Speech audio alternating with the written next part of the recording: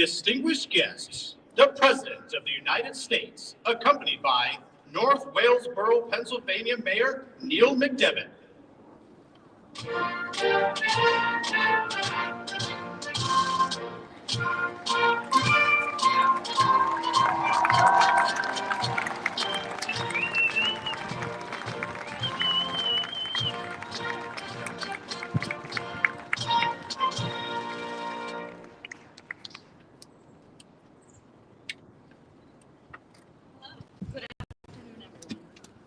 My name is Neil McDevitt. I'm from North Wales, Pennsylvania. I'm the mayor for the borough of North Wales. Today, we celebrate the Americans with Disabilities Act, Disability Pride, and Deaf Awareness Month. We are here today to celebrate the victories of the people who fought for our human and civil rights, and prepare ourselves for the ongoing challenges that lay ahead. I'm deaf. I was born in 1973, extremely prematurely, and I became deaf when I received too much oxygen. I was adopted by two wonderful parents, Neil and Susan, and they decided that we would chart our own path as a family. And they decided that we would use sign language as our primary method of communication. A lot of parents of deaf children still don't know sign language. And so for most of my childhood, my mother actually signed better than I did. Like many of you, I woke up one morning with rights I did not go to bed with.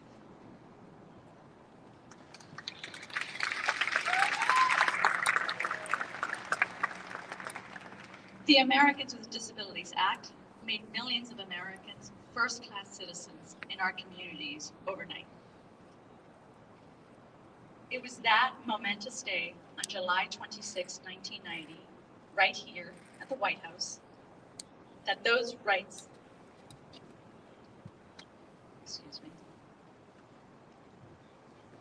that those rights were signed into law.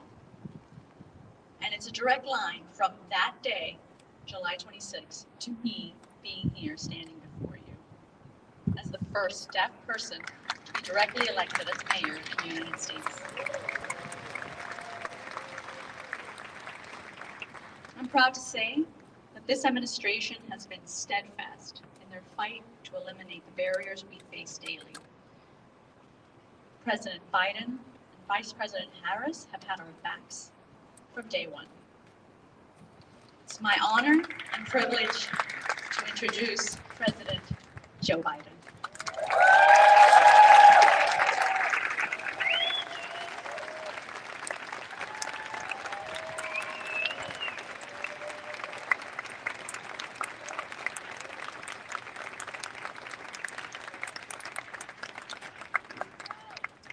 Well, thank you, Mayor Neil McDevitt. Neil is, as he said, from North Wales Borough, outside of Philly, almost in heaven, heading towards Scranton. Neil's the first deaf person ever elected mayor in the history of our nation. You're also a proud alum of one of the nation's great universities, and I've spoken there several times, Gallaudet University in Washington, D.C. That's real. The first university in the world, exclusively for deaf and hard of hearing persons. His charter was signed 160 years ago, in the middle of the Civil War, by President Abraham Lincoln, who said everyone deserves, and I quote, a fair chance in the race of life. A fair chance in the race of life. Folks, that's the idea. That's why we're here today. And a special thanks to the current and former members of Congress here today, who are some of the most important champions of disability rights in American history and around the world. First person I'd like to recognize is my buddy, Tammy Duckworth. Tammy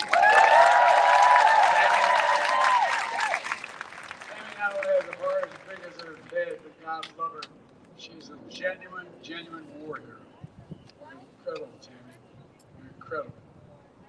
And my good friend, and he is a good friend, he won't acknowledge it, but he knows I like him. I love him too. Steny Hoyer. Steny represents the Western Shore of Delaware. I kid him all the time. Former Representative Tony Quello. Tony.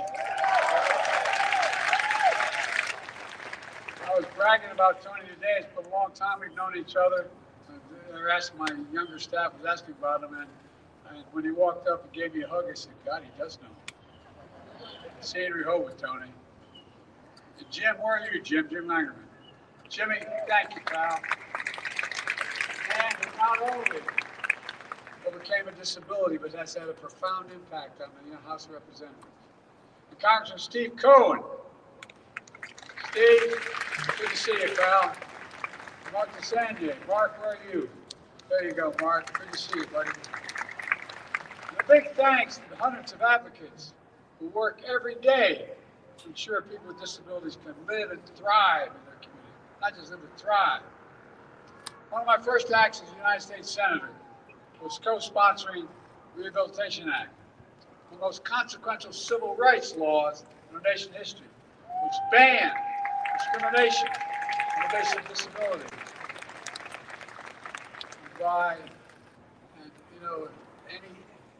No disability could be not looked at without any program that was funded by the federal government. Promoted equal access to communities, authorized independent living services, and so much more. Rehabilitation also laid the groundwork for the landmark law we celebrate here today, the Americans with Disability Act.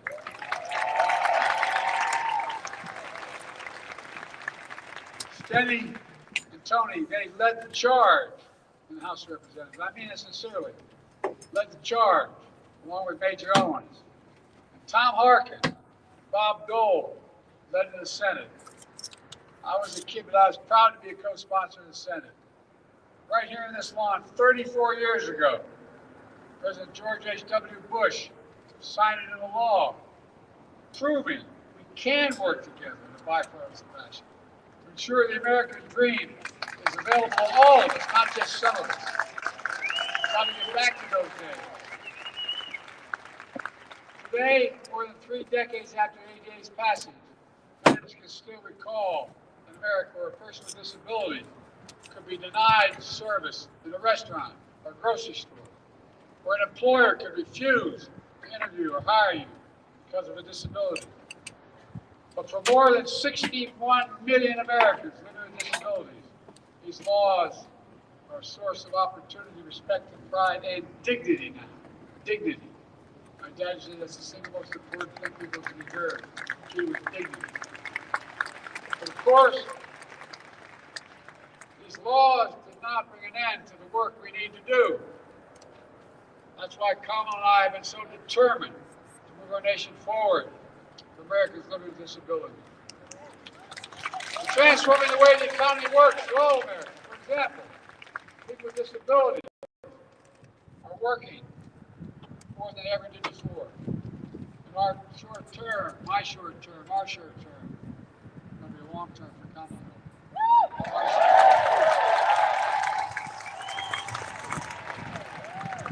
A record 16 million jobs were created. But of those 16 million, 2.2 million jobs were for people with disabilities, the highest unemployment rate on record. Wages are up. In fact, the median household income for disabled Americans is up $10,000 since Kamala came to office. The Labor Department is protecting workers with disabilities, fighting unjust employment practices.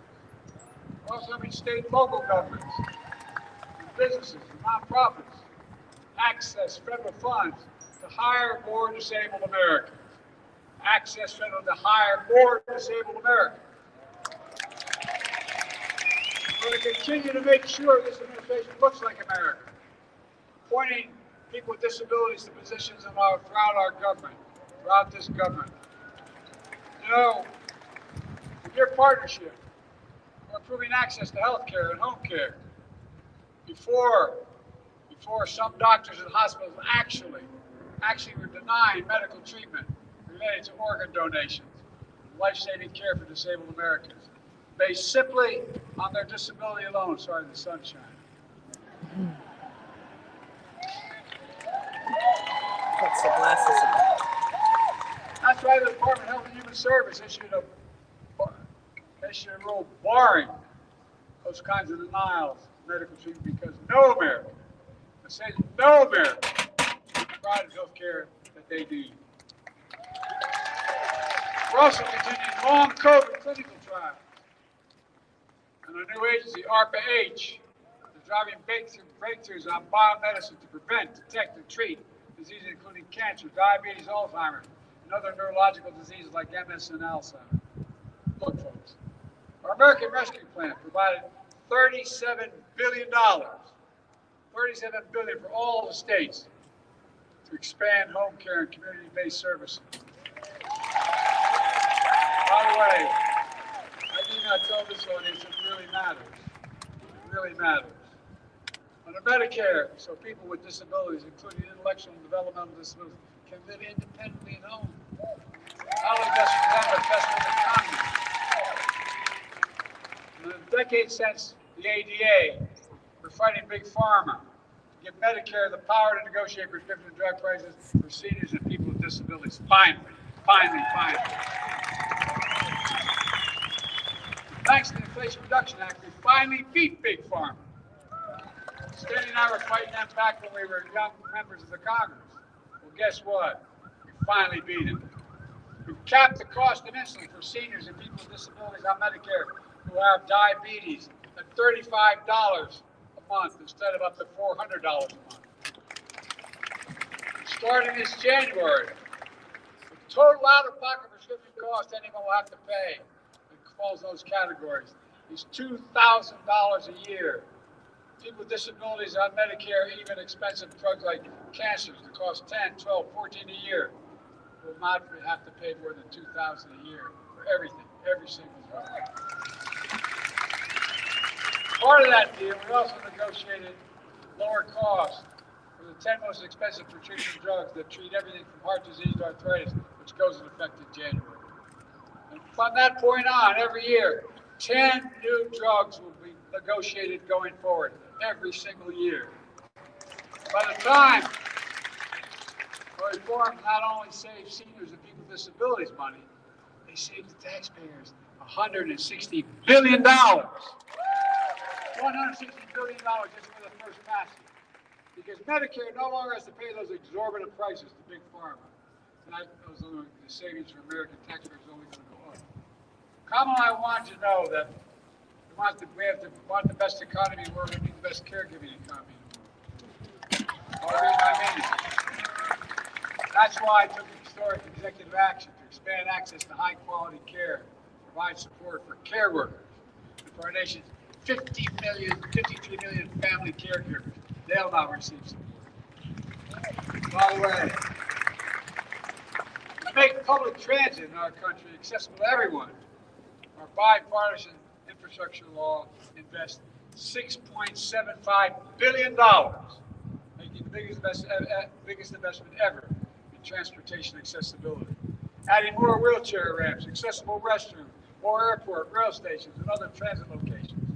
The Justice Department established standards for state and local governments to make websites and mobile apps more accessible so people with disabilities can travel from work to school, making learning more accessible, and being able to vote.